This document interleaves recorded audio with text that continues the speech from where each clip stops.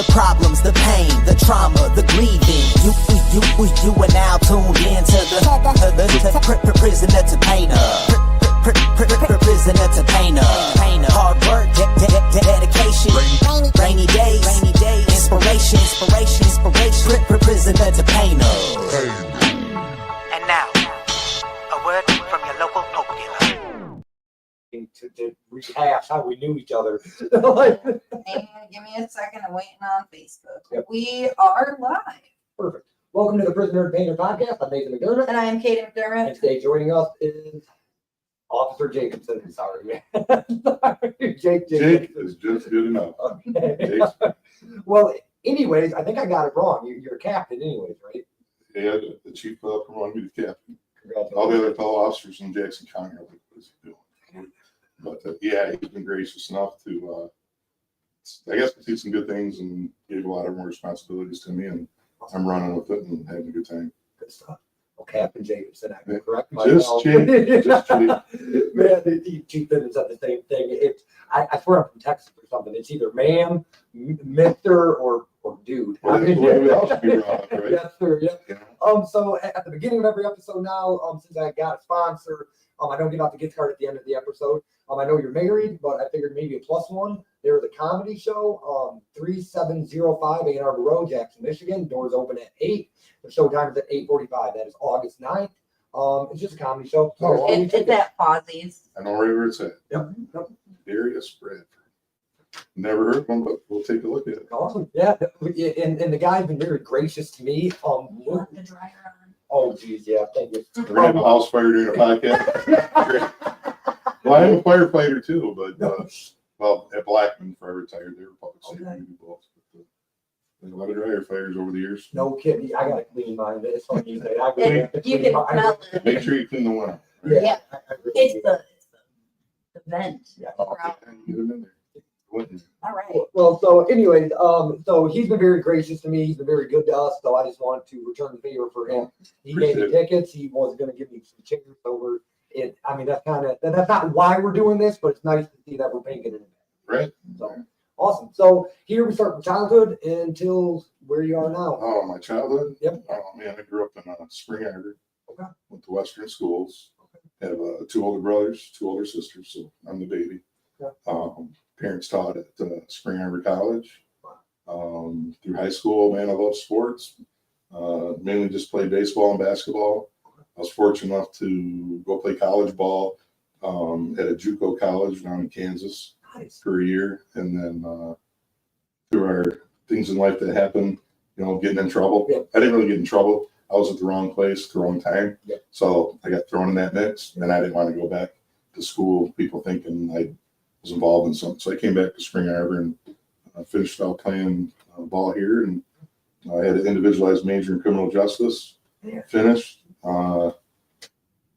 You think things happen for a reason in your life. When I wanted to go in the police academy, I didn't want to be a police officer since I was, 4 years old. Oh, wow. My grandfather was a police chief down in Indiana, in a town similar to Albion. Oh, God. And that man worked the streets till he was 75 years old.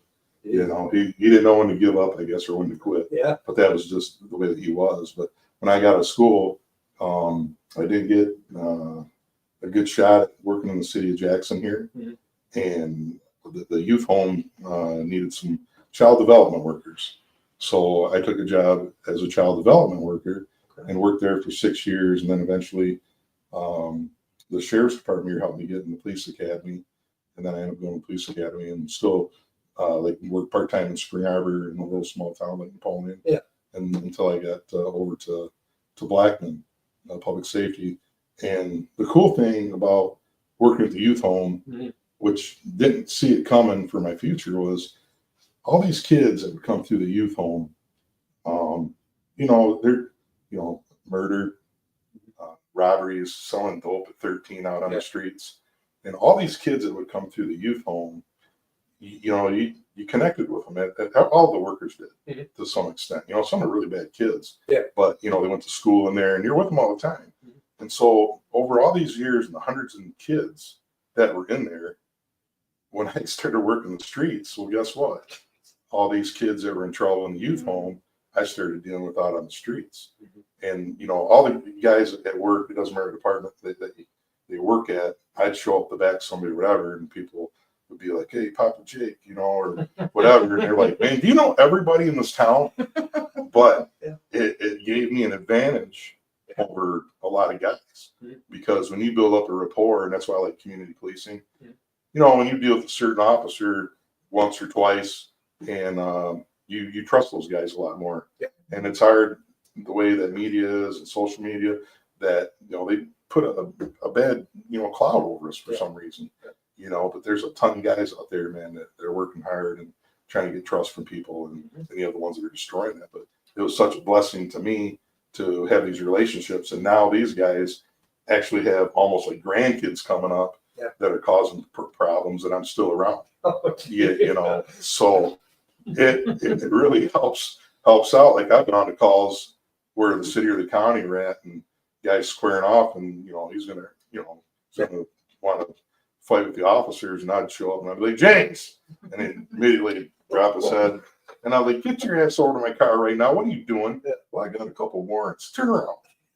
Just put your hands behind your back. And I cuffed them up. I'm like, I just take them down to jail. You know, yeah, go ahead, take them. You know, so like, what is your problem, man? Those guys are, you're going to get another charge. They're going to put probably a butt kick in it. You might get tased. You might eat some OSOC spray, and you may have a bad day.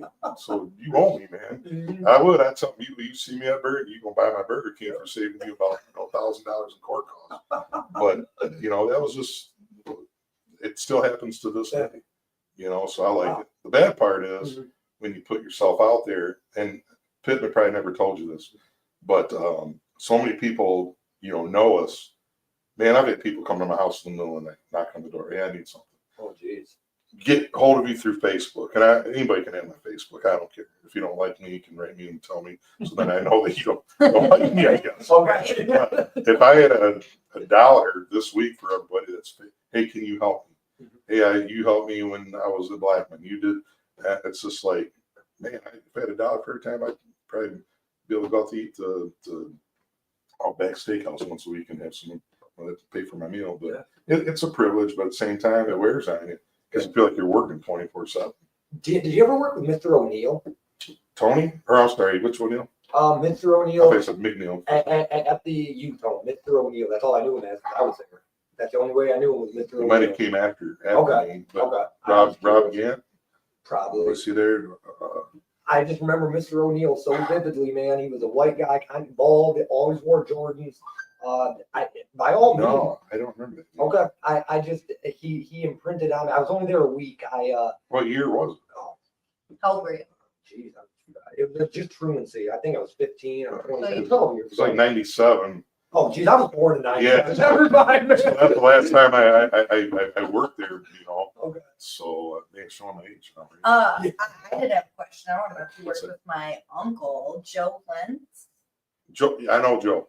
Yeah, he retired from the city. Yep, Yeah, see him around every once in a while. he is my uncle and my godfather. So Yeah, I I'd know like Joe. to ask. I know he Yeah. jumped departments a couple times. I've only worked I started in Spring Arbor, and then I went to Blackman, and I stayed there and retired for maybe a week. And then, you know, it's like, I wasn't prepared to retire. And when I retired, I kind of went on a way I didn't want to go. It wasn't like I got in trouble, but it just like sometimes things just wear on you. And when I started, you know, taking it home to my wife a little bit, it was time to go. Burnout. Never burn out. It was just, you started taking the job home too much. Like what is that? Acquired trauma, like caregivers and people who deal with like a lot of trauma deal with it, where it's like secondary trauma, I think is what it's called. But I tell you, you know, like pro athletes that love to play, they're 20 years in the game. I don't know how they adapt to it, to retirement, because you still want to play. Yeah. Well, I still love to work. You know, I'm battling age more than anything. So, you know, you go to the gym every day for an hour and a half. You watch what you eat a little bit more. You know, and it's tough, but it's like, man, the desire's still there to serve the public. I don't know. It's like, don't want to lose it. Sense of purpose. You know, because when I retired, I was done for a week until, you know, Chief says, hey, come on here to work, you know. And it was like, man, kind of depression that set in because what was I going to do? All I did was ever work with people and, get involved in community stuff. And then when you're tired, it's like you're just gone. You're just a number and you just fade away and people forget about you. All the battles out on the street, all the major crimes that you worked on, it was difficult. So, the chief was purpose back in my life and I just enjoy it. Well, I'm glad you said that because one thing we're trying to do here is preserve history. So hopefully in 100 years people can still hear your story. Because they say whatever you put on the internet's there forever. Yeah. So I hope that. Well, search. There's a couple lawsuits out there. No one got paid out. That was good. Random question: what was your favorite cereal growing up? Oh, Captain Crunch. With berries or just plain old Captain Crunch? Just plain Captain Crunch. The berries were a bonus, but that's my go-to. And actually going to Polly's yesterday, I was like, Captain Crunch or Cheerios. Cheerios are more healthy. I gotta go for Cheerios. Captain Crunch is better though. It's painful. It always tears in my mouth. Yeah, but if you eat it enough, you get like calluses in your gums. You're a person who enjoys pain. You don't have to worry about it. And Captain Crunch is fine. Man.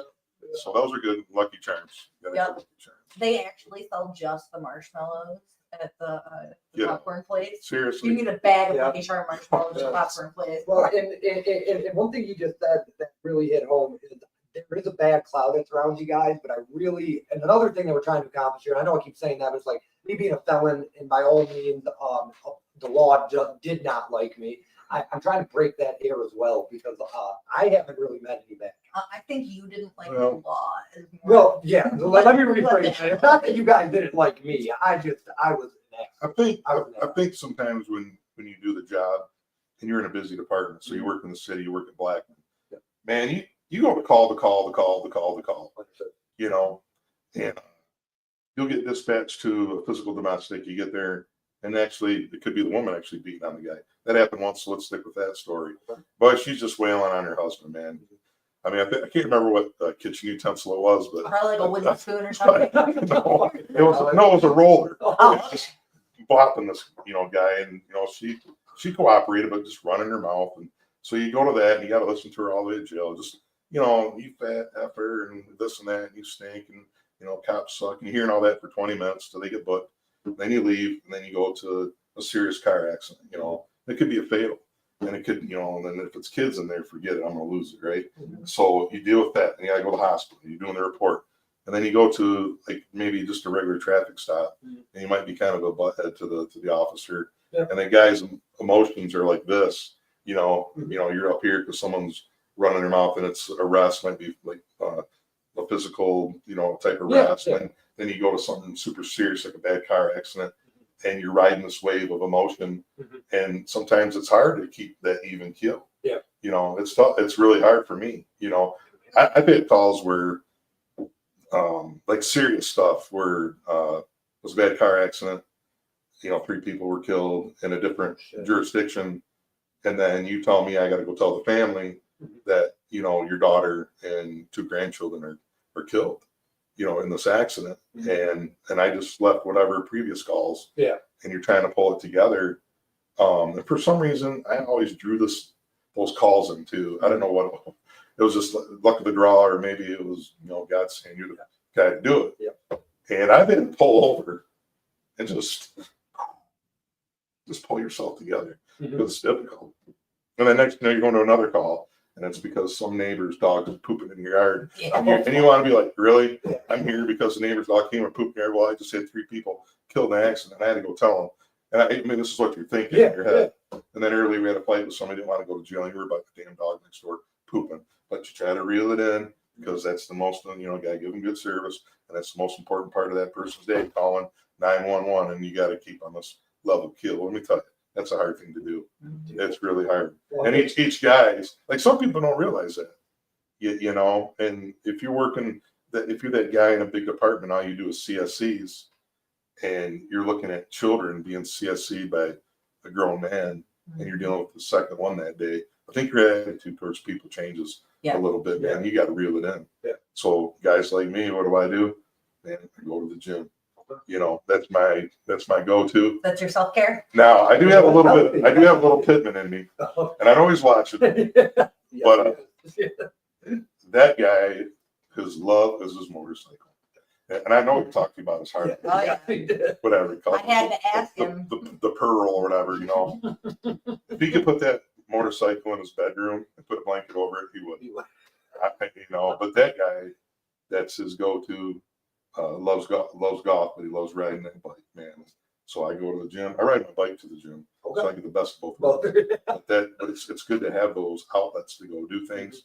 My thing's physical, and I got to go do something physical. It wears me out, and it's amazing. It makes my relationship better with my wife.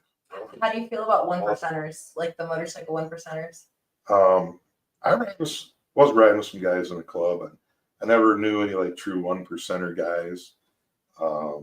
Crazy, I think. Well, I did in a different state. I do know a guy who is a 1%er. I want to say sometimes things are exaggerated, but you know, I wouldn't want to talk bad about him. My health can firebomb or anything. But I will tell you this, man: if those guys got your back, they got your back. You know what I mean? Like, so I mean, I don't hang out with 1%ers, but I ride my bike. You run into them, and there's no problems. You know, especially if you got a Harley, you're good. Yeah. So, for some reason, they own the road. I think the worst problem is like other people, like the grass clippings and people you not talk paying about people attention. mowing their. Oh man, just leaving the gym tonight. If you want a bad place to ride a bike, but just to drive a car, you have 50 in East South Street. Yeah, too. Oh man, we get a ton of accidents there, and you know, get some serious injuries, but there's a lot of fender bends. Almost seen one tonight. Guy pulls right out in front of the Jeep. It wasn't funny at all, but all I seen was the guy coming, slam his brakes, and giving him knees. Like, oh my god, this guy's going to turn around and chase him down. And then right ahead of that car is our Napoleon car, and I'm calling him. Hey, there's a white Jeep, but he's not answering the phone. I'm like, man, where's a cop when you need him? Right? Can't even get no guy to answer the phone. Hey, it's funny you say that because that intersection was even worse. They made it better, and it's still terrible. It's bad. Yeah, I mean, we lived there when it was like a shot off, and then like because that intersection used to be like 5-way. There was one that went here to South Street, and then the intersection came over here. That intersection screwed up. Yeah, we see. I think this month, we've had maybe 4 accidents there. You know, yeah. When there's construction going through there, and the people's speeds are varying, we didn't get a lot, but now the speeds are back up, and you know, and some areas of roads are being redone, and it's a speedway for some people now. But so sometimes bumps in the road aren't good for your car, but it's good that people aren't traveling so fast. Like they redid some roads over in Napoleon on East and West Street. We already had people calling in because it looked like a bombed out runway, you know. And now she's like, people are driving through here 65 miles an hour. And like, all right, we'll go down there, we'll check it out. Yeah. But now the complaints are coming in because the roads are done. Well, our street's not done at all. Like they'll cold patch it, but people still drive. It's insane. Must be driving their parents' cars. Yeah. Wait till you get your $1,500 auto bill. Yeah. Man. So, is there anything from childhood that you'd like to touch base on? Like law enforcement related? Is there anything that stands out to you that maybe people listening don't know about you? Like you said, you knew you wanted to be a cop at a very young Well, age. Yeah. How did that translate? Well, when I used to go down to my grandparents in Indiana, I think my mom and dad, the 5 of us, had to get rid of us. But my sister and I would go down there, and then it was just me, because I'm the youngest, but my sister's got like 7 years on me, right? Okay. So everybody was gone. But I was like around 7 years old, and Grandpa would take me up for like an hour or 2. And so we get dispatched to a child that's drowning.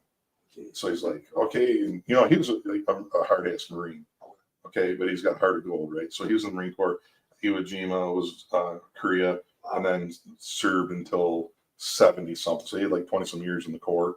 Wow. But anyway, anyways, we get sent to this little island in the channel, and there's a little kid that's in there, and no one's doing anything. They're just standing there, and kid's got a diaper on, and I watch my grandpa like jump in, grab the kid by the diaper, and he's, you know, telling people to stay back, and he's got the kid, and he's tapping him on the back and giving the kid air, and the kid, I can remember the kid was like purplish blue, and here comes the ambulance, you know, and like the kid started coughing, and I was like, wow, that's my grandpa, you know, like that's some cool stuff. Yeah. I want to be like that, you know, at that age. And then another day when I was riding with him, we're just driving around random, and he'd be like, you know, he'd always give me quotes from like Teddy Roosevelt or, you know, how to judge people and stuff.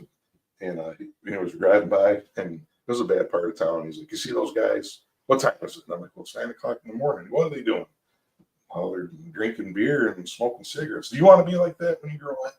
You know, you go to college, you go to, you know, you do this and this and get a good job, and then you're going to live on the side of town that's nice. Yeah. And he was, money's not everything, but man, you work hard. And he just always threw that at me, you know. And it's like, oh man, I can't disappoint my grandpa, you know. Yeah. And then he was off duty, and we always went shooting to the shooting range. And he started me shooting when I was 5 years old. Okay. And so we're sitting there going to the range, and my grandma, who's English, she wanted to go that day. So my grandma had to run into Walgreens, and we're sitting there, and my grandma was taking forever, and grandpa's real patient. And all of a sudden, the clerk comes out, and there's this guy wearing a leather coat. So we're talking like 1979 around there, and the clerk's trying to grab this guy, and like, hey, stop! You stole something. And grandpa goes, stay in the car, and goes out there.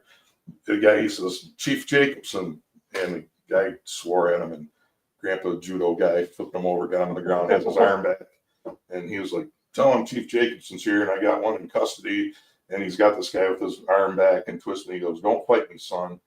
His guys come and handcuff him, and my grandpa, before they threw him in the car, he picks him up, and he's like, settle down, I want to talk to you for a minute. And he gave him this lecture, and I'm going, wow, you know, you're talking to this guy about not being a turd growing up, and giving him that speech. And that resonated in me. And I use those tricks to this day, and they work, you know. So it was just things like that that I've seen that I wanted to be like that, you know. Have you ever seen Secondhand Lions? Yeah, that's great. I did love The How to Be a Great Man show. speech. Yeah, How to Be a Man speech that you never hear. That's Yeah. right. About the good and evil. Yeah. Good dogs try it, so do you. Yeah, he had never seen it. I'm like, it's so like emotional. Like Yeah. it is an emotional movie, Yeah. but he loves that. Well, and I do recall, our stories intertwine. I know you don't remember me, but I got 3 DUIs in a month. I got 3 DUIs October, my birthday month. Yeah, very bad mom. I have terrible.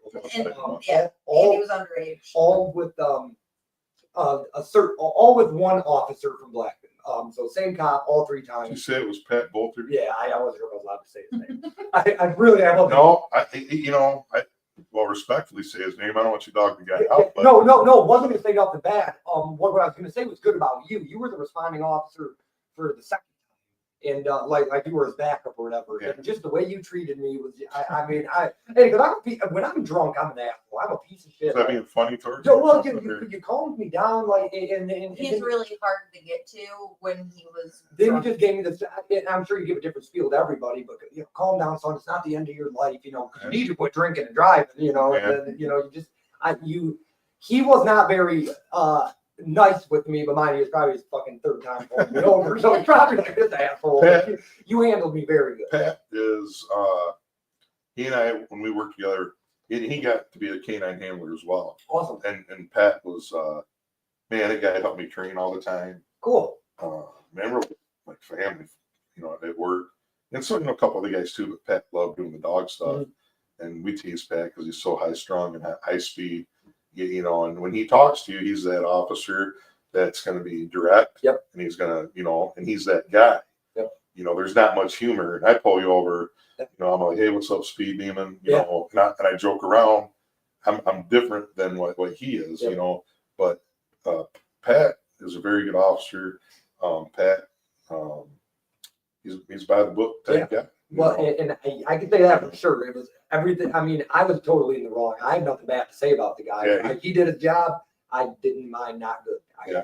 But he's a straightforward Yep. guy by the book. There's, my room, you have a gray area. Mhm. If it's white and black, and some guys have a gray area, and I want to say more of a class A personality or whatnot. It's like this, man. Mhm. Me, I see where you're coming from. I'm looking at your vibe, whatever, and mine might be like this. Yeah. you know, but you're going to owe me one. Yeah. You know what I mean? I don't let people go, but if I knew that maybe you're in the game selling dope or whatever, and, you know, I might overlook a couple rocks of crack, but you're going to owe me one. And 6 months down the road, that comes, you know, payback time. Yep. I just call it the Jake Visa card. You're going to run that through and you're going to owe me. And that's work. You know, I mean, that was just my thing. Yeah. And it worked for me and I was successful. But, you know, my success was also because of Pat. You know, we'd go make some stops or work the hotels. And the best thing about Pat is he's a bookworm, man. He's a 4-point student. Okay. Understood. Me, you know, I barely stayed eligible in college for to play sports, and I think I had like 1.5. So he typed all the search warrants and did all the paper, right? Yeah. You know, but we had a blast. But man, he's a worker. He's Yeah. you know, he's a working guy. He's a good dude. Doesn't he have a twin brother? Yeah, and he's the director of public safety. Okay, you know. well, Chris. because I was in the courthouse one time and I'm like, hey, Pat, you know, so he didn't like me, so I was being a dick. I was like, hey, Pat, he's like, nah, Pat, Yeah, they're what are you, dude? I'm like, Yeah, they're we used to call them the Wonder Twins. oh, cool. They used cool. to hate that. So did you meet your wife before or after you did like the academy stuff? I met her before. Okay. Um, Where'd you guys meet? she's gonna hate this if she's watching. I always say I always seen her playing softball, you know, and she, you know, I like long legs, skinny ankles, look great, dark tan. But I really met her at the Big Apple. And the funny story with her is, I said, hey, you know, I like to, you know, seeing you at the ball fields, whatever, and you know, go out on a date. So she says, you know, yeah, and so she gave me her phone number, and we didn't have cell phones back then. So I got home, it was like 1:30 in the morning. She said she was going home, and I called her. And well, you know, I didn't really date a whole lot. Yeah. And so I called her, and she's like, hello. And I said, hey, this is Jake. You know, you gave me your number. And she's, oh, hi. And I was like, hey, you know, I was thinking maybe on Sunday I could come pick you up and maybe go, I don't know, let's go for a ride, go get some ice cream, play some putt putt or something. You know? And, you know, would you like to do that? And there's no response. And I was like, Jody.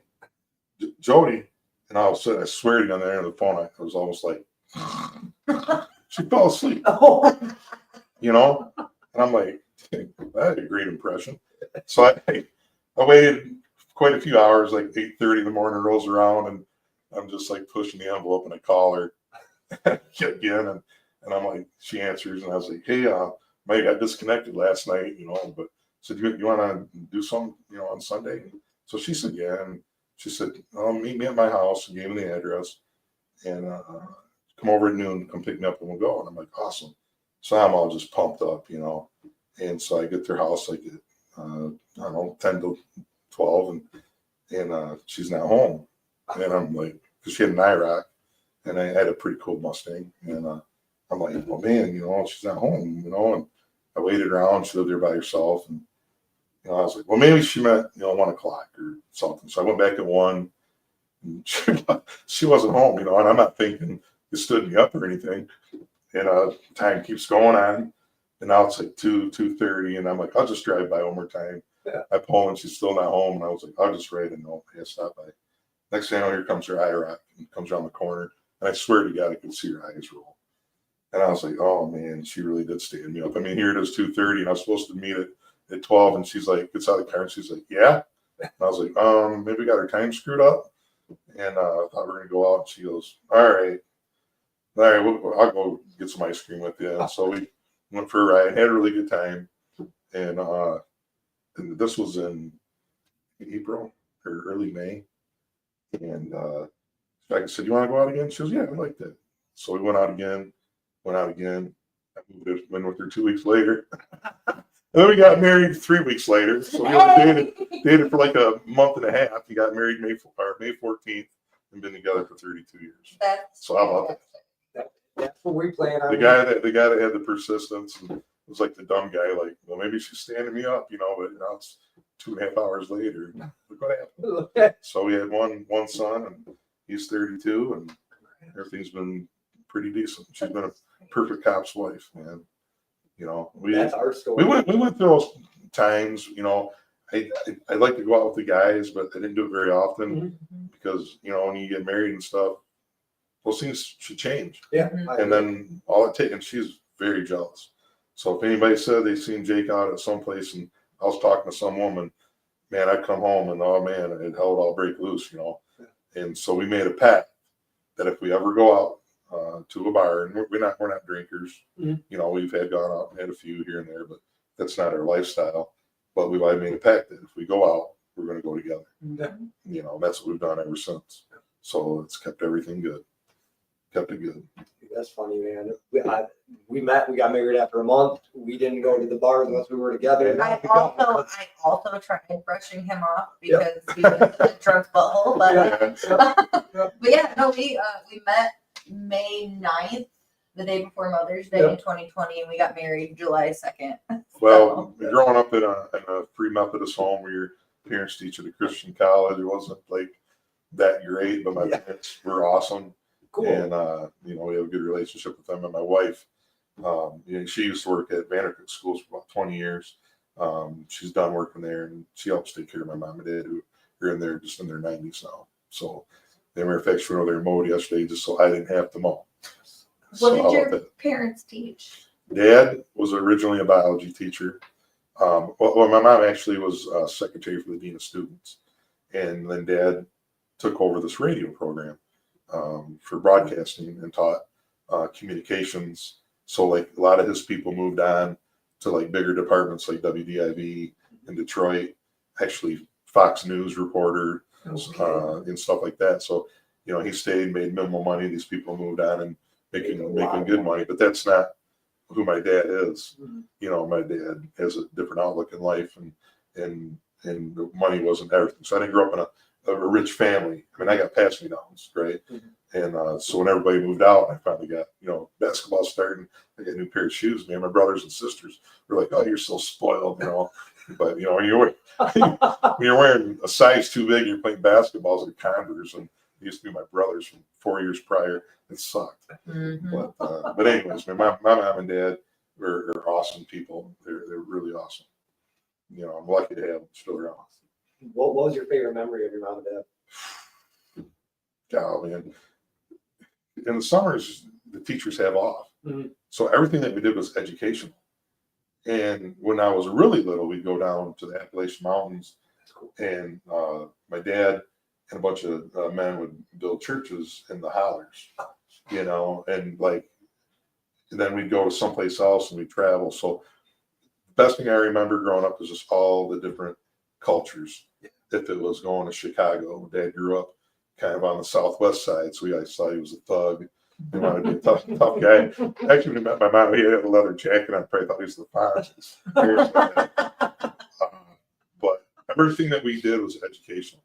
And if it was going to Appalachian Mountains or going out east, every place that we went, there was Civil War stuff or different type of factories and Gettysburg, and it was just awesome just to be around all that. And I think, like I said before, like even working at the youth home, the jobs that I've had, learning different cultures, because it's different anywhere you go in the United States, man. Such the way people talk to you, they treat you. And I went to school down south, man. My roommate was from Starkville, Mississippi. And, you know, I went to Baptist church with him when we got to visit. And it was cool, man, because we even stayed on an Indian reservation because one of the guys was, I was in Cherokee, or whatever, when we went to Oklahoma and stayed at the Indian reservation. But, you know, you just go to like a church down in Starkville, Mississippi, where my roommate was from. And Duke chewed tobacco, man. He had different types of tobacco. He just loved to chew because he said, "Man, I've been chewing since I was 9 years old, man." You know. So here we are at Free Methodist Church. We don't drink, we don't smoke, we don't play cards. You know. So now I'm going to this church, and it's hot in there and whatever. And when the pastor's done, he walks out in front of the congregation. Then he meets and greets people. So we come out, and Duke's dad actually played for the Detroit Tigers back in the '60s as a pitcher. And anyways, they were like, "Hey, Pastor, this is Jake. He goes to school with me." And he goes, "How you doing, boy?" And he reaches in his shirt and pulls out a tin of Copenhagen and puts a big, and I'm going, "Man, your pastor chews tobacco." And I'm talking to him, "Good to meet you, man." He pulls out some Marlboro Reds. He's got a chewing and smoking a cigarette. And I'm like, I'm not used to that up here, you know, because that's not my church, you know. But just seeing stuff like that, it was kind of cool. Man. You know. That is cool. That is Just kind of weird stuff. But people down there, man, it's a different way of life. And every place we go, you know, my other roommates lived in Denver. Other guys on the ball team lived in Louisiana. We went to Louisiana, and he was Creole, and they all talk funnier than heck down there, man. And I'm laughing because it's like watching some comedy movie. But man, when they cook, oh my God, the food is so good. It is my favorite place that I've ever eaten anything. You know, in New Orleans. went to a crawfish broil, and I never ate crawfish, so I didn't know how to eat them. So they're dumping, and they don't put it on plates, man. They dump it out on this table, and you're grabbing corn, and here's these, you know, crawfish. And I'm looking, I'm trying to watch everybody and how they're eating, you know, and they're ripping the tail of the head off, and then they suck it and they throw it on the grass. And I didn't know how to do it right. So everybody was laughing at me. I didn't want to eat it. It was embarrassing myself. And then I was like, I just couldn't do it right. Them guys, I'd rather just have lobster legs and crack it and take it out with a little fork, dip it in butter. But yeah, it was a good time. Yeah, oh man, it was a lot of fun in school. A lot of fun. Okay, man. Well, it seems like being a cop is a lot of your story. So I will get into that. So you started at Spring Arbor as a cop? Yeah, started in Spring Arbor. How was your first couple of years there? It was fun. I knew everybody. Okay. Got to learn pretty quick because you're on your own. Mm-hmm. Here's what you learn in the academy, and they didn't really have a FTO program. Okay. What's that? Field training officer. Okay. So you're learning a lot just by screwing up. Okay. You know, and I still screw up, by the way. I'm not perfect. I still make mistakes.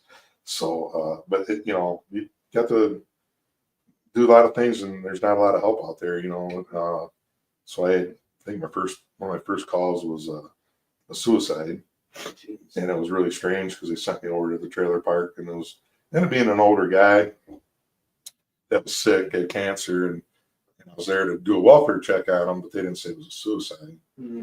And I'm walking up, and the door's open, screen door, and I was like, "Hey, police department, it's Officer Jacobson." And next thing I know, I heard someone go, "Yeah," and then boom, he ended up shooting himself, and I was like, "Oh." You know, what do? Calling all cars, or whatever. And I'm just peeking in the window, and he ended up shooting himself right here with the little 22. Damn. And you know, he was gone. So and then you're wondering, what do I do now? Yeah. You know. So some other deputies came over and helped me out and says, "Hey man, this is a piece of cake. You don't have to worry about nothing." You know. And then I got a couple drunk drivers, and then I did have a case out there. It gets me pretty worked up, but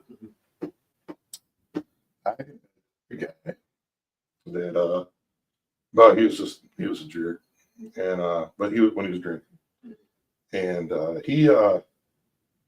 he barricaded himself one night, and we almost had the SWAT team come out, but someone from the county talked him out. It was like a couple months later. I had him out on a traffic stop. He was drunk, and he wanted to fight. He didn't, thank goodness. Took him to jail. And when I'd stop at, like I told you, I like doing things different. Yeah. So I stopped at his house and see he and his wife and then his kids, and he was decent, you know.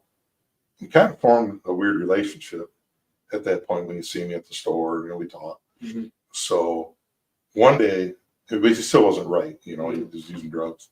So one day his wife comes to the department I'm there, and she's scared to death. And he was already in prison. Oh, God. He got out, and she goes, "Hey, Jake, I want to give you this gun, and you know he can't have it, and I'm scared to death because I swear he's going to use it on me someday, and I don't know what to do." And I said, "Why don't you get the kids and move out?" And I go, "For Christ's sake, no, I love them. I'll stay." So okay. Well, they ended up moving to Texas. Okay. All right, so they were gone. And I was done working at Spring Arbor, and I was at Blackman. And this was probably 3 years later. And I was sitting there watching Fox News or CNN, and it says, the guy's name rolls across the screen, you know, formerly of Spring Arbor, Michigan, shoots his 3 children and attempts to shoot his wife before he used the gun on himself. And I'm going, now the bad part about this is I took that gun from her, and then I was ordered to give it back. Okay, the chief, who was the chief at that time, says, "I don't want that in the property.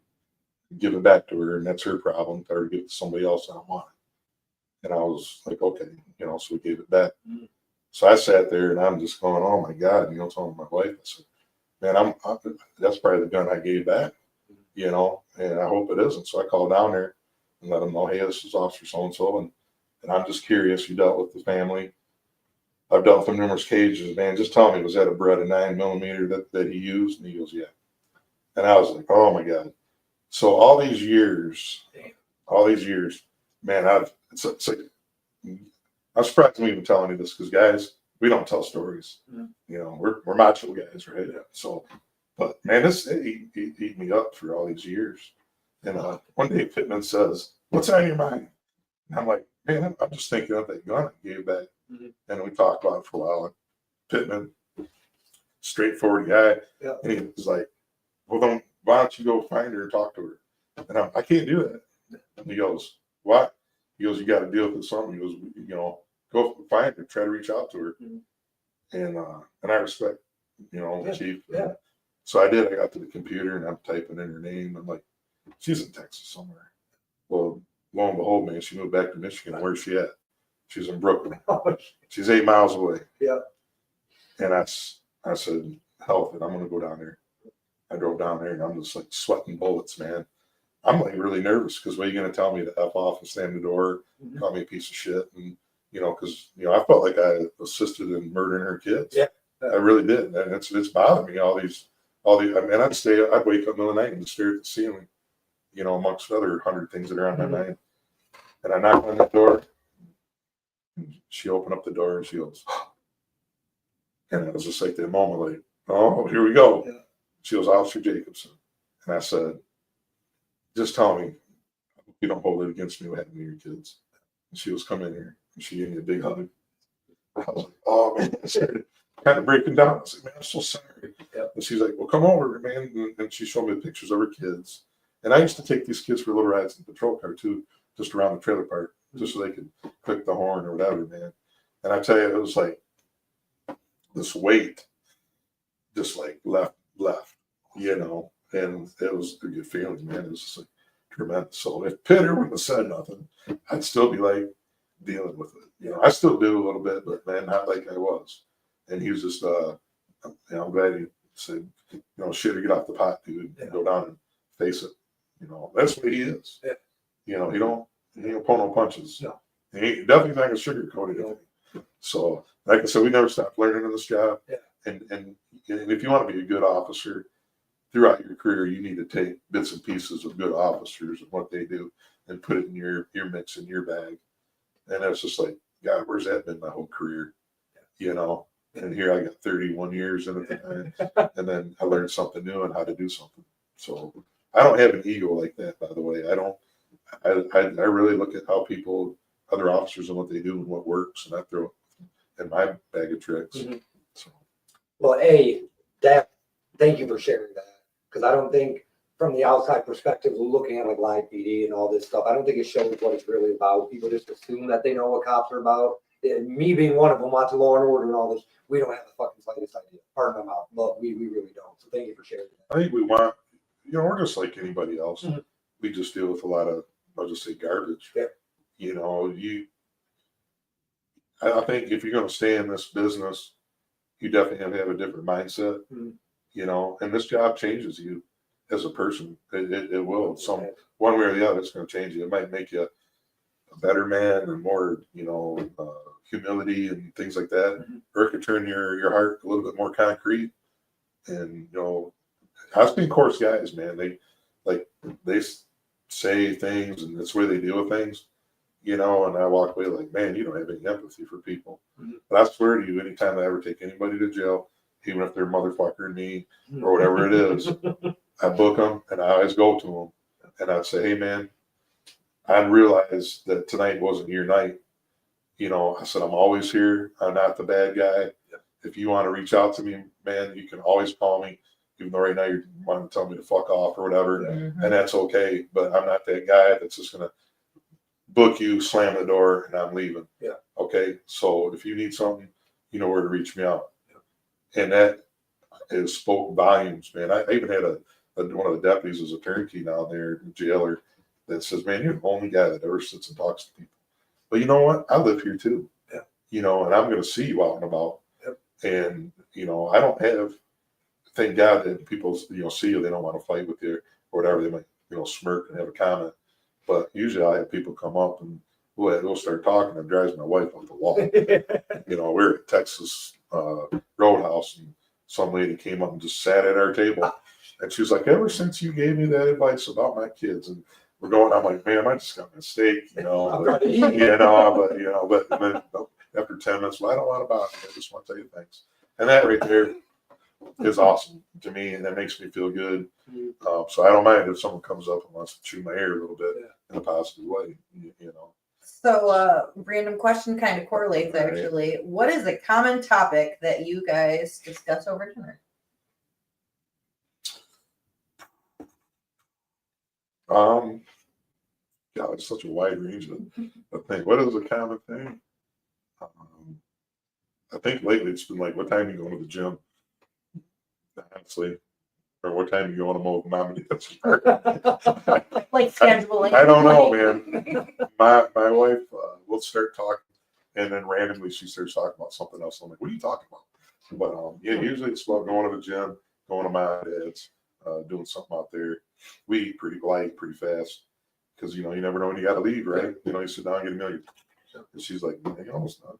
So.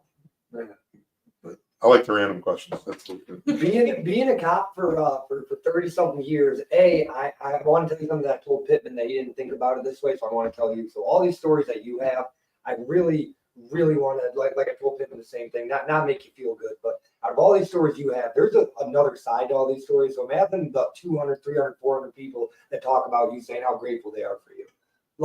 So I just want to put that into perspective. You holding on to whatever you were holding on to this whole time, she's been praising you. So it's like I tried to give that to Pittman. He didn't think of me twice, and I've thought of him for the past fucking 12 years of my life. Yeah. So I just really wanted to say that. You're catching me off guard too when you say something like that. You are so busy in this job.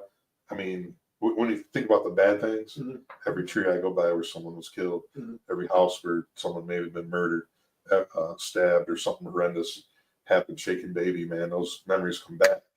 But I don't think about them all the time. There's only a few things that I lay in bed and I wake up, and I can just smell the room of whatever, what was going on that night. But, the good things, one thing I've been fortunate, and it doesn't happen all the time, but I got another feel-good story because I like talking more about good things and bad things. Sure, so do we. When I was in the youth home, there's this kid in there, and he came from a good family, and he was a good-looking dude, super athletic, super smart. And I'd always go down to his room because they stayed with one person in there. And I'd always say, hey, you knucklehead, man, why do you like breaking in houses? One of these days you're going to get shot. Something's going to happen. You're going to go to prison. Like, what? I don't know. I just, like stealing and blah, blah, blah. I says, man, you're going to go to prison. I said, one of the worst things in life for a kid like you is all the talents you have, it's a waste of talent. You're going to be a waste of talent unless you turn your life around, man. I said, you got the looks. You're smart. You're an athlete. Oh, man, you go to school, get a scholarship, whatever, just like I did. I wasn't good looking, though. But anyways, a couple of years go by, and he turns 18. I think it was 20. The county got him on 4 or 5 B&Es. And I'm looking, I always read the legal news. And there's his name, going to prison for 10 years for doing B&Es. And I was like, man, that goddamn kid, what was he thinking? So 13 years go by. My wife and I are at Wendy's over in East Michigan. And I'm sitting there, and the guy was behind me, and he goes, Big Jake. And I turned around, I'm like, hey, can I help you? What you need? He goes, you don't remember me? And I'm like, looking at him. I said, did I have you in the youth home or something else? And he goes, I was in the youth home. And said his name, Robbie. And I was like, oh my God, man, last time I heard about you, you're over at Cooper Street. He goes, man, I sat in Cooper Street every night. I thought about what you told me. And I'm going, oh, maybe help somebody out. And he goes, man, I used to get so pissed because you used to come to my bedroom and tell me don't be a waste of talent. And I was smart and whatever. And I got so pissed because I knew when I went into prison that I was better than what I was doing. And he says, man, but I was pissed. And I just keep remembering everything that you told me. And he goes, but when I was in prison, man, he goes, I got my GED. I started taking the HVAC program because there's minimal security. And he goes, man, I worked my ass off. He goes, when I got out of prison, this company took a chance on me. And I started the HVAC program. Well, I'm looking at him and I'm like, you're dressed pretty darn nice for working on, you know, heaters and air conditioners, you know. And he said, I worked my way up to management. And he goes, I just got back from Texas where I was down there for 30 days. And he goes, I'm going to help run a company, HVAC company. Wow. And I said, you're kidding me. He goes, man, he goes, I'm not bragging, but he goes, I make $200,000 a year. I bought a farmhouse in Hillsdale. I got 40 acres. I got a beautiful wife and 3 kids. Awesome. And I was like, man, that is so cool. Yeah. I said, you make 200 grand a year? Yeah. And he goes, and then some. He goes, that's my diesel truck out there. And I was like, man, I'm so happy for you. I'm so happy.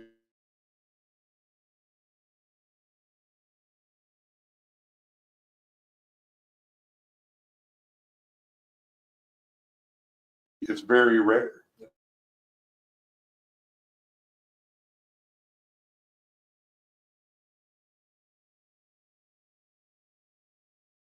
And, you know, my shoulders are back a little bit. My head was like, wow.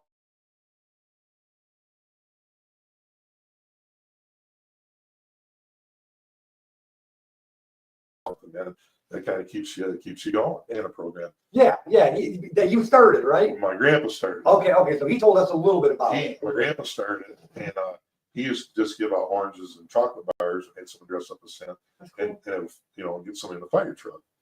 And so I was like, man, I want to do this. I want to start doing this. I don't know if you know who Chris Pohl is. I know. So Chris, just to describe him, he's a fun guy. He's kind of, we call him a arrogant guy. He always tells himself he's kind of a big deal, jokes around. And he says, well, hey, fatty, why don't you get off your ass and start doing it? And I says, well, why don't you help me? He goes, I will. So we went out and started raising some money. Awesome. And instead of doing oranges and candy bars, we find some people that, and I hope your listeners aren't taking this the wrong way, but we don't go seek out people that are already sucking off the government. Yeah. I don't do that. We look for families where you're a hardworking guy. You're working on, you fall off, break your leg, you can't go paint cars. Yep. Okay. So you got 2 kids or whatever, and you're not making ends meet. So my wife will call and say, how many kids you got? Any coats, boots, or anything. And so we'll go buy winter clothes and a couple toys. We don't, you know, it's $500-600 a family. Money goes quick. Yeah. So we started out with a few families, and I think now we're doing like 15 veterans a year. I think like 13, 14 families. Just depends how the money comes in. Yeah. So there's this guy. So there's this guy that my wife called and says, hey, we're the Night Out Santa program, and we're gonna want to help you. And he was in between jobs. His business shut down. It wasn't like he was some low life guy, hardworking guy, but he was making ends meet. Yeah. He had four kids, and he goes, I don't need your help. And I'm like, or told my wife. So I had to stop in at his house, and I says, hey, you know, you don't have to have so much pride that we can't help you. This is not a handout, and I stress it. It's not a handout. This is a hand up, man. And someday you can help somebody when you get better, right? He goes, I don't care. I'll go pick up 10,000 pop cans on 27, and I'll get whatever my family needs. And I'm like, well, too late. My wife called your wife, and we've already kind of halfway shopped. The boss has already talked. Yeah, already bought like half the stuff that you're going to get, and it's just tough titty. And he looked at me and he pointed, and he goes, man, I told you I didn't want your help, but I want the bill when you're done. He goes, I want the bill for everything. And I says, okay, I'll meet you halfway. I'll give you the bill. And I wasn't expecting anything. So we're out delivering that night. We took the fire truck. There's probably like 5 or 6 other officers. And, you know, Santa, you know, guy dresses up as Santa. Jerry Cox, who sells cars at Art Manning. By the way, he's the worst Santa ever. He's a beanpole. He looks like he's got a tumor in his stomach. But he's delivering the gifts with the other officers. And the guy says, where's my bill? And he was kind of ornery. like, hey man, we just helped your family. Kids are loving it. He goes, I want the bill. And I says, here's the bill. He goes, $1,200. And I says, yeah, you got a big family, man. So we bought him groceries. He got a pair of new work boots and and a coat for him. And he was pissed. He was really kind of pissed. He goes, I'm paying you back. And I'm like, hey man, whatever. Yeah. So I leave, and May comes around, and I'm at work, and they call me into the office, and they said, hey, some guy's here wants to talk to you really, really bad. So I get there, and it's that guy. And I says, hey, man, how are you? And he's in a good mood now, He says, hey, man, I got something for you. And he hands me this envelope. And I go, what's that? He goes, it's $1,200. He goes, I told you I was going to pay you back. And I says, I'm not taking your money, man. He goes, I want you to take it. He goes, I take care of my family. And I go, here's the deal, dude. By what we do, we want to help others, but we want you to learn to go help others. So you go take that $1,200 and you go help a buddy of yours that's down on your luck, or stop at a church. I don't care. Use it and you go help somebody. Go help multiple families. I'm not taking your money. Yeah. We'll start raising money in October.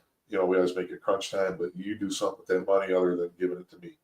And he goes, all right, I got a place for it. And he shook my hand. He stopped. He turns around. He goes, I really do appreciate what you did for my family. And I was like, bro, wants to hear it. Beat on my chest. I was like, all right, man, that was awesome. I go home, tell my wife, I was like, man, remember that guy?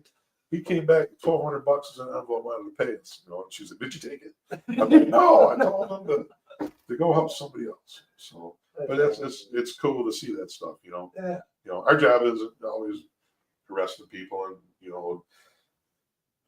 whatever, man, writing tickets, man, and stuff like that. Do the different side of it, yeah. Mm-hmm.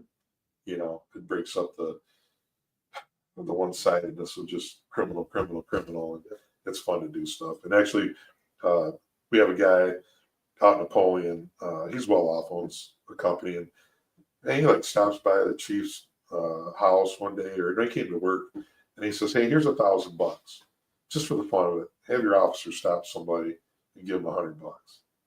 And I was like, "What? You want to call up your buddies? Hey, tell your wife to drive down here." But no, I'd sit at the gas station and here's $400.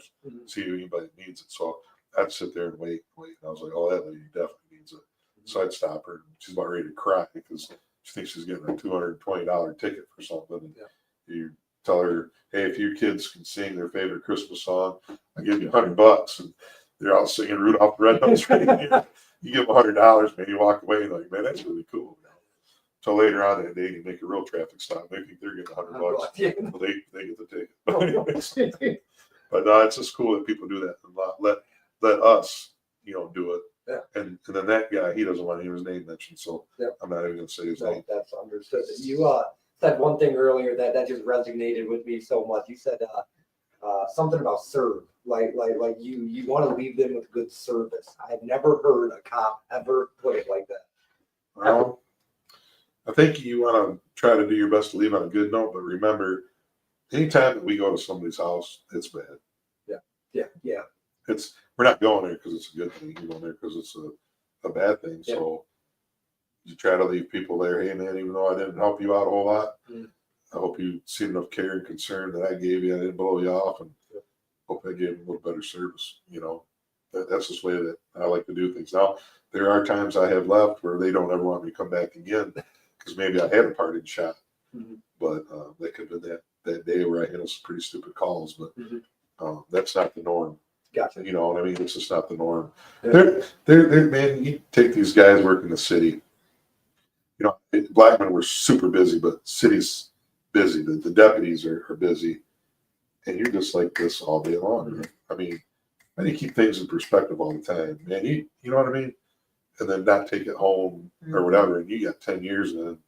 And job can turn you into a zombie, That's why you got to have release, lifting weights, playing golf, doing stuff. But I don't always want to bring work home, but it seems like work always comes home, because the beautiful part for both the Chiefs, since they gave me a little promotion, they don't get woke up at 2:00 in the morning anymore. I get the phone calls. Man. It comes with the territory. I have a hard enough time not bringing my work home, and I'm not public, and I don't do what you do. I have a hard enough time. can only imagine for you. I Like, do mental health work. Yeah. So I get it. Yeah. I 100% get it. I worry about people that like they probably didn't even know who I am. Like, Yeah, I mean, I get a little OCD, just anything dumb, like these kids riding golf carts around this week in a neighborhood, and it's like we can't catch them, and it's like embarrassing. Like, you guys can't find kids ripping around on a golf cart tonight in Napoleon, you know what I mean? And it's like, and I'm at home like fuming and I'm pissed, and I'm like, hey, it's 11. I'm gonna go drive over to the subdivision. I'm gonna go find these darn kids. You know, never find them. Never. Then finally somebody went outside, and these kids are dinking around. They don't even live in the area. They live a ways away, and they're just out ransacking the area. They end up being really good kids, though. You know, but remember, you got to think back when you're a knucklehead, you're a kid, the things that that you did and had fun. You know, they did hit a mailbox, and that got taken care of. Mhm. You know, but they were really good kids. They weren't mouthy, and they're like, yeah, we're out. We snuck out. My mom didn't know and it was an electric golf cart, so you didn't hear it. There, I'm just having a blast driving around and just having a good time. And I'm going, yeah, I remember back when I was 16 and we were out doing stuff in Spring Harbor, and not everything has to end in prosecution. And I think some things that we've lost in society is old school way to look at things. When somebody does something bad, you pick up the phone, you call 911, and you want them prosecuted and go to the youth home. You want them to go to jail. Well, did you ever just have a disagreement with your neighbor over something, and you just can go talk over the fence and just have a conversation instead of calling me and putting me in the middle?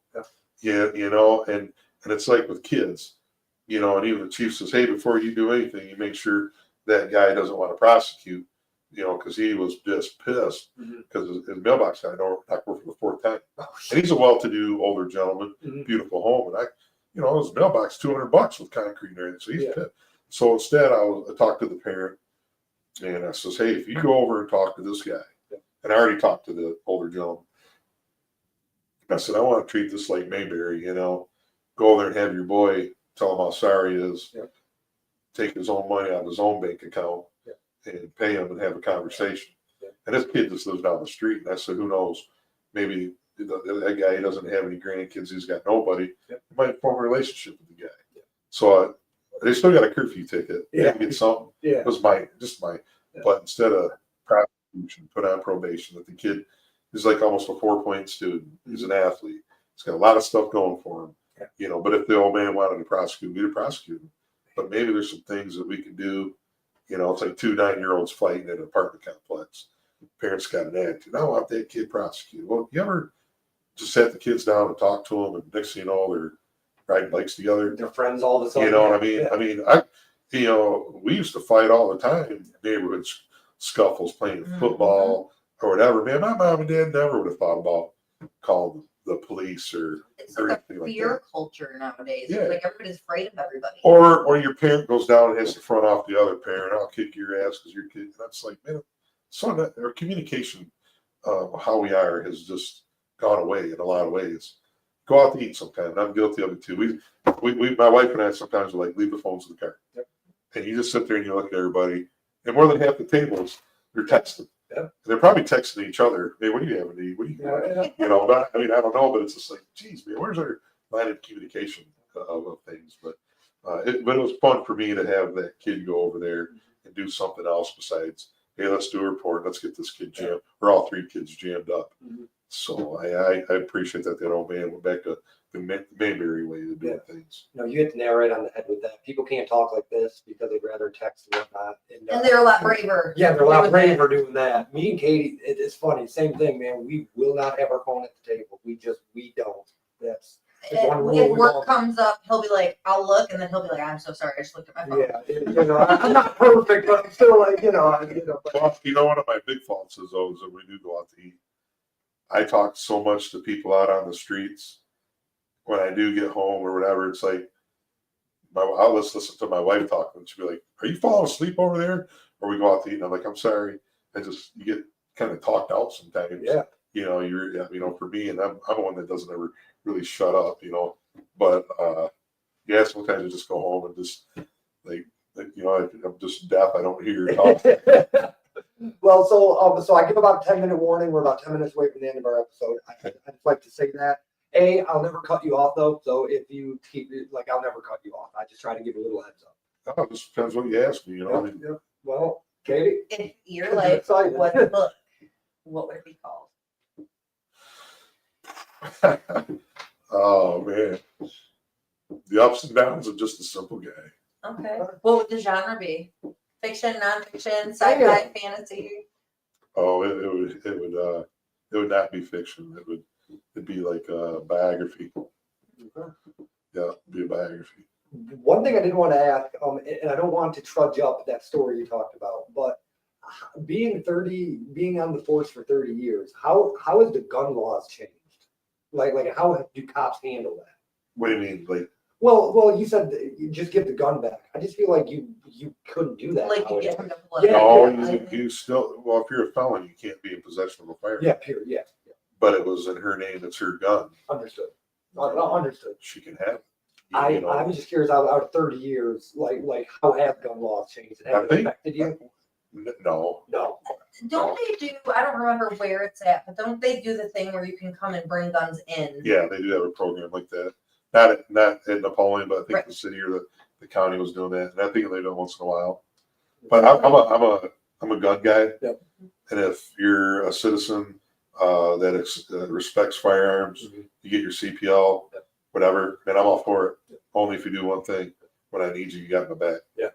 Because if you're gonna be that guy that just walks around town and I don't think people realize this, but if I'm gonna go rob a bank and you're that dipshit that carries the gun on your hip for the world to see, I'm gonna go rob you. Who's the first guy I'm shooting?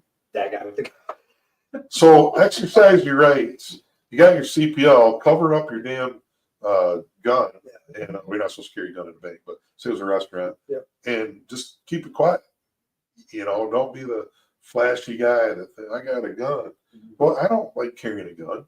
Yeah. I do, but I don't like carrying a gun all the time. Yeah. And the last thing I'm gonna do is let the world see it.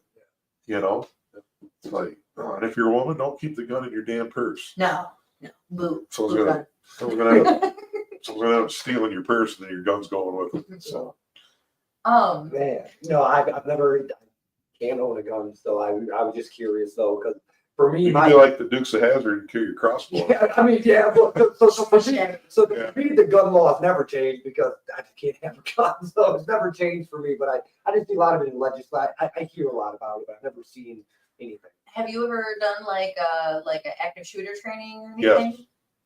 Yeah. Done quite a few of those. Do you like doing them? I like training a lot. I enjoy training. I don't like getting up early in the morning when I used to work midnights because I worked nights my whole career. So I'd hate training in the morning, but I do like going to training. If it's something that's going to make me better, make somebody else better, absolutely, I enjoy it. It sharpens your skills. We don't shoot enough. We don't train enough because it costs money. Mm-hmm. We used to joke years ago that we'd go to simunitions and fire little paintballs more often, and that's a lot of the training. But now they have virtual reality. Mm-hmm. And I think Blackman just bought it. Put the goggles on, and it's like realistic as you can kind of get. Mm-hmm. But I like training, and yes, you never shoot enough, but I love to train. Have you ever been the active shooter? Her place of work has had a cop come in and be the active shooter in training. Oh, have I ever got to be the bad guy? Yeah. No, I never got to be the bad guy. I did put the red man suit on, and then it was like I got pummeled to death for like an hour. Everybody kicked my ass, and I don't want to be the guy in the red suit anymore. See, we've It's gone really back defensive. on that. You know what the red suit is? Yeah. So the red suit is a guy that dresses up and he puts on all the knee pads, the chest, the helmet. Okay. And so you go in there and I'm being the belligerent one, and because there's fighting, Mm-hmm. and then there's like resistance, getting away, might slap the officer around a little bit. Well, mine is I was the guy that would go in and you got to fight me and get me in handcuffs. Oh, So you're going to earn it, right? But I used to get just the dog shit kicked out of me. I was like, that's enough of that. So you're supposed to put the rookies in there. Yeah. So I don't know. Maybe it was the day I made one of the sergeants, man. They made me with the We didn't have the fight option. It was either hide or run. Yeah. But I think it's funny though, because I don't know, like specifically the rounds that are used. Are they just blanks or? Well, they'll train with like the chalk pellets. Yep. And dude, if you don't have your skin covered, they sting like a wasp. And I got smoked in the back of the neck one day. That thing welted up like, you know, it's a major huge hickey the next day. Got bruised up, but they hurt. But I'm gonna tell you what, I'd rather take one of those than a real bullet. any day. So the last time we had it, I'm hiding under the desk and I heard him go to click one off. It's gun jammed. So Oh, do they jam a lot? they do jam a lot. Okay, I was just curious because I was like, oh, he's gun jammed. If I want to Yeah, fight him, I can go fight him. You know, firearms do get what's called a stove top or a double feed, but it doesn't happen very often with the real weapons. But those weapons that get gummed up, Mhm. and then they'll do it during training. But they've improved over the years. We don't do enough training because you know a lot of it's money in Mhm. departments. So One thing I don't think I talked about enough. Most people watching know you. Actually, our buddy Dewey used to be the cop at his school. Yeah. So most people watching you know you as Officer Jacobson from Blackman. That's how I know you. I didn't ask enough. How long were you a K9 unit guy, officer, and what was the best call you've ever been on with your dog? How did you get into doing the dog trainings? Yes. Yeah, I that's a love lot. well, there's a few guys that really like working the hotels for dope. Just call it dope work. And that was my favorite thing, working nights. Okay. And like 3 or 4 of us, we used to always love doing the dope work. And I was kind of obsessed with it, you know, because it was fun back then, man. You get crack, coke in your car, we'd forfeit your car, take your money. Yeah. It was a fun thing. Plus, that money went back into the department. And I always wanted a dog. One of the state troopers years ago had a dog named, 2 of them, Zeke and Fonzie, and they lived not too far from us. And I was just like my grandfather, I was infatuated with the dogs. So I was lucky, and I got the position, and I got to be the first canine handler that Blackman's ever had. And I got that job for 18 years. Yeah.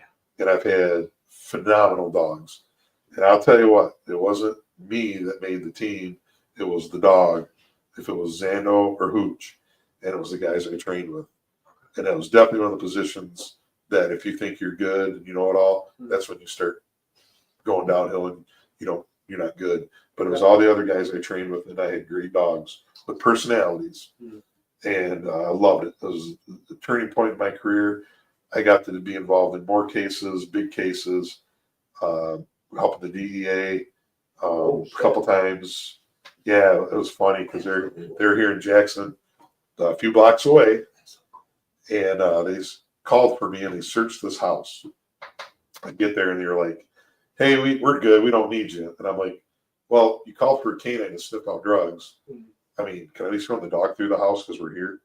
Yeah, but there's nothing here. Well, how do you know? You could have a fake brick in your wall, and you know what I mean. So they thought that these guys had like 3 kilos of coke and a shit ton of money. So there's like 15 DE agents over there. So I take Zando, and Zando's a super dog. The dog's a legend, man. He's a legend. And we go through the baby room. There's nothing in there. And you got to understand, some kind of dopers' houses don't have hardly anything in them. And other ones is just a total junkyard. This house didn't have very much in it. So I run the dog, and we go by the closet, and he goes by his head stamps. Well, that's an indication that there might be an odor in the area. So I open up the door really slow, and he's trying to climb the shelves. And the only thing that's in there is bags of diapers and like 5 boxes of baby wipes. And he's trying to get up there high, and he sits down. It's called an alert, and he's shaking. Well, he never gives a false alert, so I know there's dope. Yeah.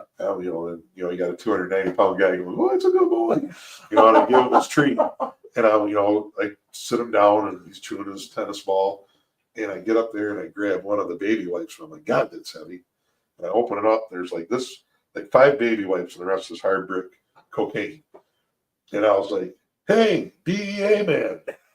And I go, go get the guy that said there's nothing in here. I just need to talk to him for a second.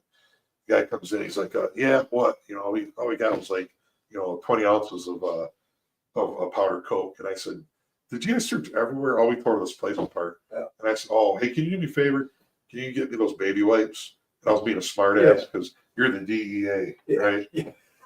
And he grabs the baby wipes and he goes, "Oh, that's kind of heavy." And he opened up, and I said, "Yeah, look under the baby wipes."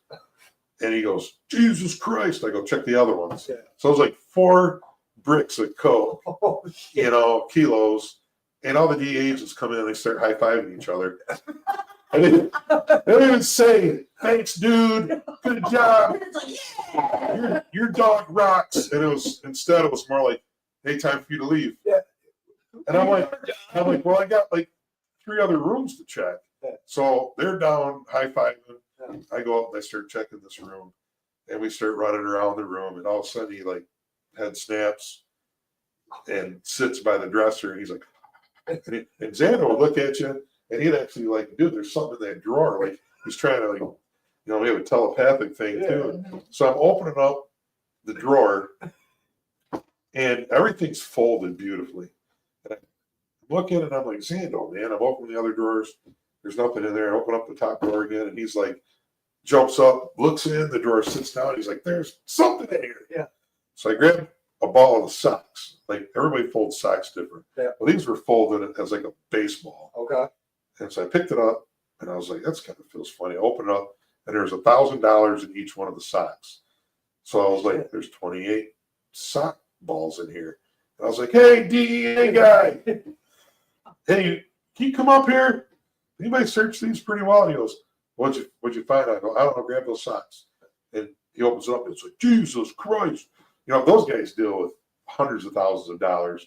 28 grand is just a little drop in the bucket for them. Mm-hmm. But for little canine guy in Jackson, that's a big deal. Yeah. And the guys come up, they're back to high-fiving each other, and I just leave.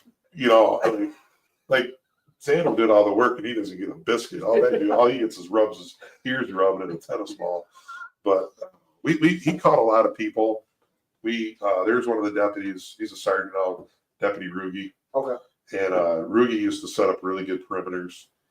And he helped me apprehend people in B&Es, people that wrecked their car, they were intoxicated.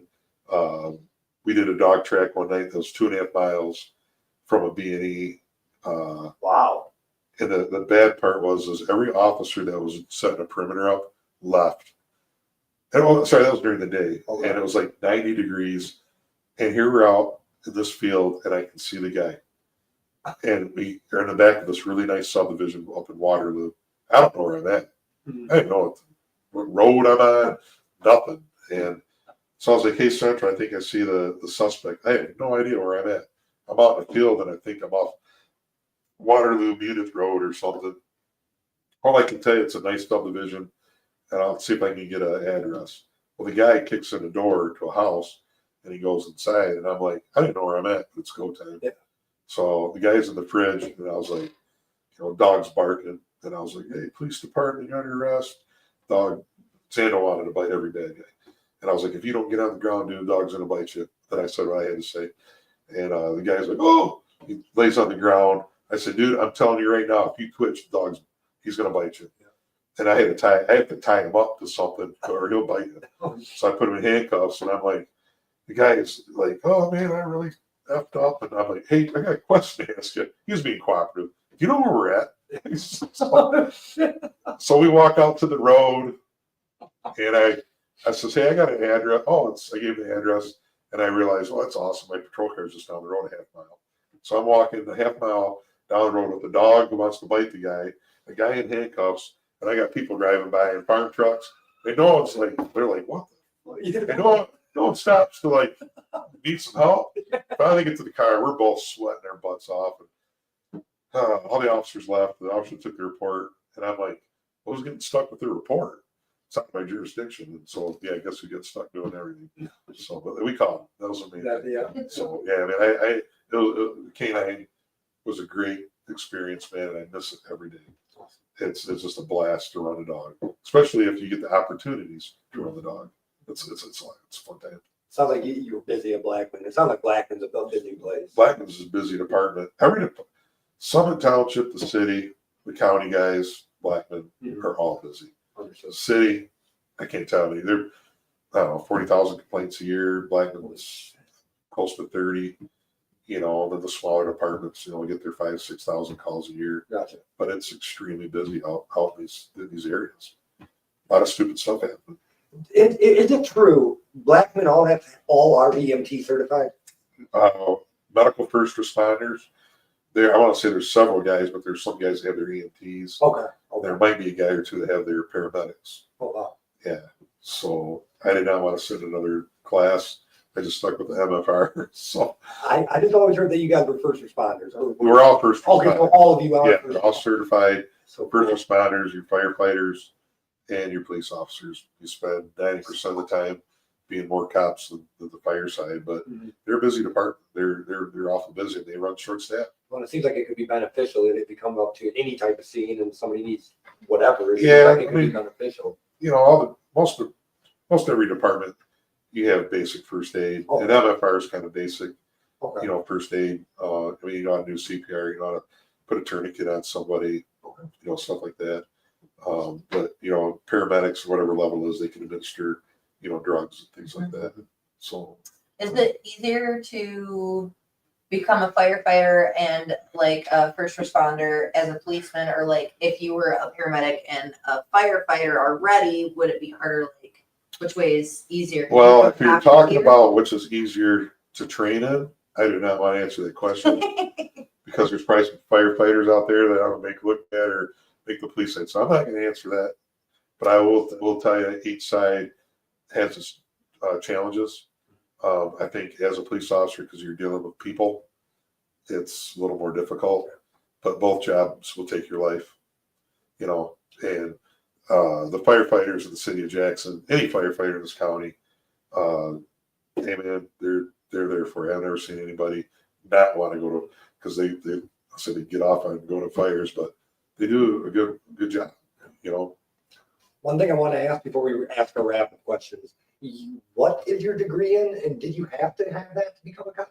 What depends on the department you're at. Some will require, some might require like your bachelor's degree. Okay. Some might just be associate's degree. Okay. State police, it used to be just, I think you said have your GED.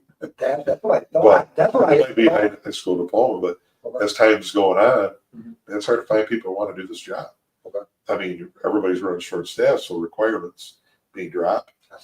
I'm really not for that a whole lot Mhm. because you need to be, I don't say held to a higher standard, but you got to be that guy that wants to be successful. And I don't want to say that if you don't have an education, you can't be good, but Well, I mean, You know. even if they did like continuing We do that now. education, right? yeah, so we like, do that now. No, I understand. It speaks to a higher call. But that's just the philosophy. That doesn't mean it's right. my way is always right or what I say is always right. I just like to see a standard because if you're working hard towards something Mhm. and that was your goal to be a cop and you had to go to school, well then you're probably gonna be worth your salt, you know. You work, you put in the time, but just hey, I'll think about being a cop or whatever, maybe they'll hire me. Yeah. You know, maybe you're not gonna make it, but you know, that's just the way I look at it. That'd be a slap in the damn face. I mean, working my whole life to become something, and then somebody just, I'll become that. I guess I'll do it. Yeah, Yeah, I'm speaking for myself. I think sometimes when you get into the job, Mhm. your first time you ever have a person that resists, being a field training officer, and I tell them brand new people, you're going to come to a situation in your career. It might be the first week, it might be a year down the road. Mhm. You're going to have something that's going to challenge you if you want to still do this job. And I've seen people quit. Okay. There was a guy that worked in our department. He was a great guy, man, great guy. And he worked on the fire service too. And he went to a couple of calls to see what we had to deal with. And he respectfully told everybody, you know, this really isn't for me. Man, I respect what you guys do. He went to the fire service full time. The guy's like a captain of the fire department now, and he thrives Awesome. as a firefighter. But he knew it wasn't for him. And you're not a special person to be a police officer. You just have to know how to deal with problems, Mhm. you know, and deal with problems the right way. Because we have a high level of divorce. Some guys like to, you know, kick back a few too many beers later on in life, maybe. You know, the job works on you, you know, but it's all your mindset, I guess. Yep. You know, I have my bad days. Actually, the way that my luck goes, I was like someone goes, well, you know, you really need to go talk to somebody. I wasn't drinking or nothing like that. I just have those nights where you just stare at the ceiling and count the holes in the tiles, you know. Mhm. And I says, all right, I'll go talk to somebody. There's a lot of other things I could tell you, break me down and make me feel cry in front of your audience. But I decided, all right, I'm going to go talk to somebody. So I set up a time, and I was really nervous about going, but I made my mind up. I'm going. And an hour before I was to go, they canceled on me. Something came up. So I was like, well, you know what? My therapy, honestly, is going to work and dealing with people. And that's the way that I deal with whatever is on my mind. I swear to God. And that's why I said when you retire, it's like, man, you probably should go seek some help, because if you feel like that's your purpose in life and that's what you do, and it's not there no more, what do? You know, you got a ton of baggage you're carrying on your back, and now I don't have my release no more. Yeah. Those are the things that I worry about. You know, and I always look at like someone like Pittman. That guy, I don't think he's ever going to retire. I think he's full of shit. Yeah. I do. I'm leaving in May. Doesn't leave in May. June comes around. He had his bionic man $6 million surgeries on his knee and his back, and he's feeling good. And I'm like, he ain't ever going to leave. And to be honest, I don't care if the guy ever does or doesn't, but I like him around because, you know, when you're a man's man, when you yank each other's chain, and he's really good at teasing you. And I got to have that from the guys. Like, hey, you're an old guy, you're a fossil now, your hair's great. Well, at least my eyebrows are. And I got to hear that. You know what I mean? Because that's a different way of a guy saying, you know, I care about you and I love you. I expect it. You know what I mean? Yeah. So I don't, when he leaves, now it's got to be Assistant Chief Peters to pick that up. Yeah. And he's good too at Hazen, but he's not good like Pittman is. You know, Pittman, he's chief of all dogging you out. You know? Man, so we got our wrap-up questions, and then that'll be the end of the show. All My first one, is there anything that I should have asked that I didn't? I don't know, probably something along the lines of how you view people that commit crimes. Perfect. How do you view people that commit crimes? I don't think that you should judge a person on how they fall. I think you should judge a person on how they stand back up and they overcome things. Yes, sir. You know, because we all can fall and have bad times. It doesn't mean that jail or prison is at the end of your life. It could be the beginning of a renewal. You know, and for some people they can come out and some don't. Yeah. But I don't believe in judging people just basically that you did something wrong all the time. Now, if you murder somebody and it's horrific, I don't care how much you stand up, you're a shitbag, and you ain't gonna recover from that. You know, Anything with kids as well. yeah, you know, do have our standards, but yeah, man, if you're just a guy and you have a couple hiccups, man, let's see how you stand up in life and how you change your life around. That's just the way I look at it. I think you're a perfect fit for this show, really. I won't invite out, but that's what I'm trying to show people. I was a drunk, pissed to bed drunk, piece of shit, felonies, losing my wife, homeless. And then bought this, got a job, 6 figures. I mean, I really, right? To me, it matters how you stand up. I mean, because I was, by all accounts, going to be a nobody. By all accounts, last time Pittman seen me, I was on my way to prison, and this is where I'm at now. So I'm glad you said that. It made me feel better, honestly. And honestly, I have never had a negative experience with any of the officers I've had to deal with in my time. I've never really been in trouble, but there's times where I probably should have. But they knew that I was struggling and that I just needed somebody kind. You know, 99% of the guys in this county are all good guys and women. You have your bad day, and you know, hope they don't take it out on somebody. But I have, you know, I've actually gone back to somebody's house and said, "Hey, I apologize. This is what happened earlier today." Wow. You know, because I didn't want that perception of always. You know, there's other guys that don't give a flying crap what people think, but I always kind of did. Because if something goes on in your life, man, I want you to trust me. Like, hey, man, Jacobson's going to come over, you know, and not like, I don't want that dickhead coming over here. You don't do shit. Yeah. Or whatever, man. And so I've actually apologized to people like on that. There's actually one more question I want to ask before I ask my last random question. Okay. Have you ever encountered true evil? Maybe not exactly right. What do you mean true evil? I just heard like Pittman explained it. Like you get your run-of-the-mill criminal, but you meet a guy that you're like your bones get cold meeting him. Like, holy fuck. Yeah. There was a kid in the youth home that you knew that he was going to probably take somebody's life. and he had this eerie, I'll even say, almost like a satanic feel about this guy. Mhm. Even when he looked at you, you just knew that this kid wasn't right. Mhm. There's just something in his eyes. Was there anything there? Yeah, but he was a little kid and just a devious little demon. Gotcha. And he ended up taking a knife to somebody when he got out of the, he was an adult. I don't know how many times they stabbed him, and he was in prison. Damn. But he was just one of the he was the what's his name? What's the Howland guy? Mike Myers. He was a Michael Myers. Damn. Yeah, and like all the staff kind of knew it. Like, this kid's really gonna screw up. Yeah. Like you had your kids that you knew that would be in trouble selling dope their whole life and things like that. But the ironic thing is some of them guys were, I hate to say dope dealers were nice guys, but they wouldn't hurt you. They just sell their dope. Yeah. This kid, he knew that he was gonna kill somebody or something. Just knew it. Just knew it. I just like asking that. This is all for good and to spread positivity, but there's bad. Sure. So I do like to put that into perspective. But good always beats bad, in my opinion. Yeah, like for us, like I told you before, any situation that we go to is not good. Yeah. I Yeah, mean, right off the gate. Yeah. and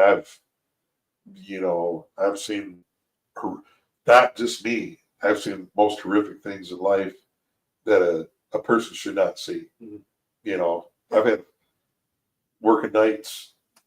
I literally had a fight for my life one night.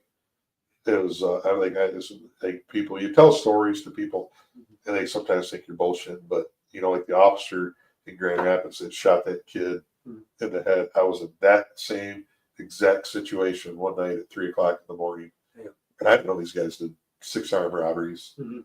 And I chased them through the city. Ended up being a foot pursuit. It was before I got the dog. And we're over on the east side by Rock Street where he crashed. I'll always remember the front seat driver's name. I always forget the driver's name. And I chased him, and I was fast back then. Look, you're still probably fast. But Right? I was fast. I caught behind him, and his exact words was, "I'm going to kill you, motherfucker." And he squared off. I had my flashlight in my hand. Mhm. I was like, boom, and I hit him right here, and he fell down. And immediately he was trying to go for my gun. Well, I had him in a chokehold, and so I could hold him down. Yeah. And I wrestled, and I got him in like a grapevine. I got his legs spread apart. He wasn't going anywhere. Mhm. And he's reaching back going for my gun. Well, training kicks in and how to keep your gun in the holster and whatever. Man, I still have that holster, and my fingernail prints are still in it. So I was like, I'm gonna pull my gun up and shoot this dude in the head. He already says he's gonna kill me, trying to disarm me. Yeah. Then I thought, well, I better not, because what if he gets my gun, he's gonna shoot me. Yeah. And then I heard Sergeant Gleason over the radio. I could hear my car say disregard Blackman 10's pursuit, and I had nobody coming. I could hear sirens in the distance coming. That was my guys and a couple county cars coming, and I got this guy. I said, well, I'll break his neck. Mhm. So it was called the Valsalva maneuver, and I was gassed. And I really was cranking on it. I was going to kill this guy. He was going to kill me. I had to stop the threat, right? Yeah. And I couldn't do it. So the guy, he gets his second wind and tries to do a push up, and I just started wailing on his ribs. Yeah.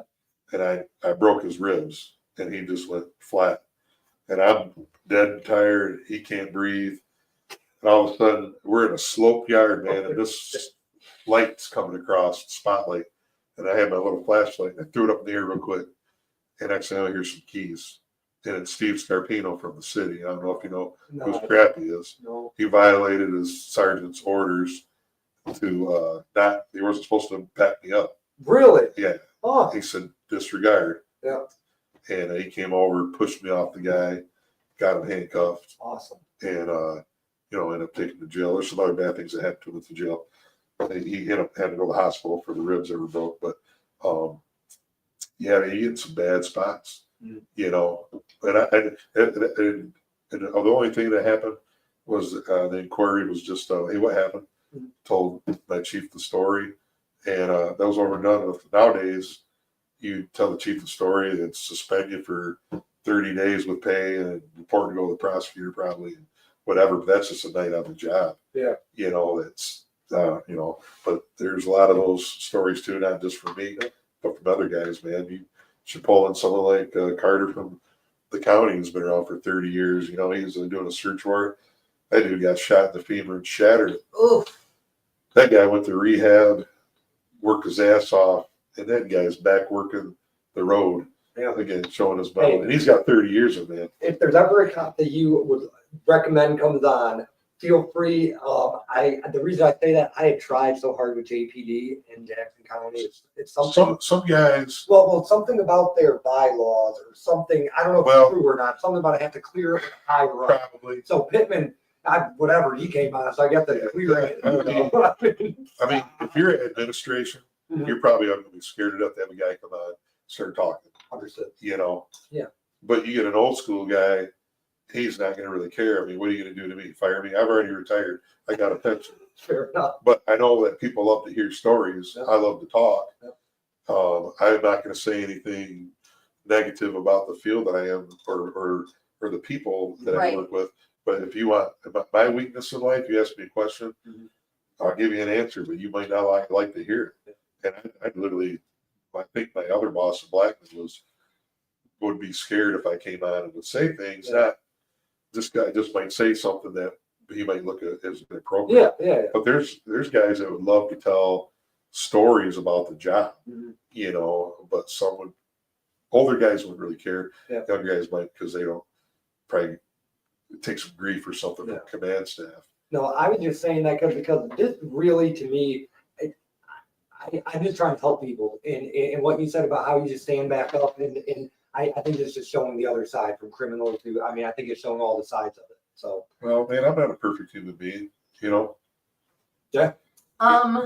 We did lose camera. No, but I know. I was running this. I was running this real long. And when you're on a roll, you're on a roll. Yep. No, that's perfect. So, one of my favorite wrap-up questions is, would you get along with younger you and vice versa? Wow, that is a good question. I would probably say in the beginning, no, because the younger me wouldn't respect the older me as much, and the older me would think I was a little smart ass. But eventually we'd meet in the middle because I'm learning from the old guy, you know, like what's the old story? And you've seen the movie Colors, and he says, "Hey, Dad, let's run down and bang one of them heifers." And Dad says, "No, let's walk down and do one of them at a time." You know, that's, you know, I mean, there's a point in your career where it's like light bulb goes off, and you're like, "Yeah, I needed to hear that." But no, there'd probably be. That's a great question, man. You just threw me under the bus. But that's awesome. And then my last wrap-up question: what is your definition of success? If I can be happy. And then my real last one is, if you could use one word to describe where you started to where you are now, has to be one word, what would it be? Well, it'd be something. It's only 2 words. Well, no, I'll just say commitment. Awesome. Yeah, commitment. How about that? Captain Jacobson. Just Jake. Thank you for coming up. Thank you for coming up. Oh, you're welcome. We'll kill the camera. All right, yeah, no camera, but bye guys. Have a great day. Will we sign my table?